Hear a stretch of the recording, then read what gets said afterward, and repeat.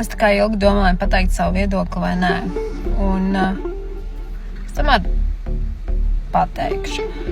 Es ļoti ceru, ka vakardienas battles pie Snake pieliks punktu beidzot šiem klusiem batliem. Pirmām kārtām, jo klusajos batlos jūs vienmēr atradīsiet kādu vainīgo. Tad teiks, ka viss būs sarunāts vai kāds speciāli pavilka laiku, negodīga spēle, negodīga vinu un tā tālāk un tā tālāk. Es domāju, ka beidzot tam ir jābeidzās. Un varbūt pārēsim atpakaļ pie TikToka izveidotajiem batliem, kur TikToks pats skaita laiku, pats izvēlas, kad kurš ir vinnējis.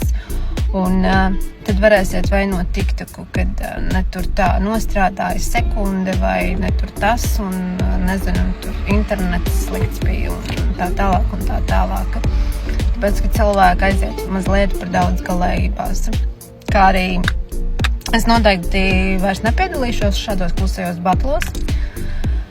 Un, ja šeit ir kāds no maniem mīļajiem atbalstītājiem, kurus vienmēr atbalstu pretī, un jūs turpināsiet piedalīties šajos klusajos batlos, lūdzu, neņemiet personīgi, ka es jūs neatbalstīšu. Es vienkārši gribu, lai šie klusie batli vienreiz beidzas. Tā kā, jauku jums visiem dienu. Paldies!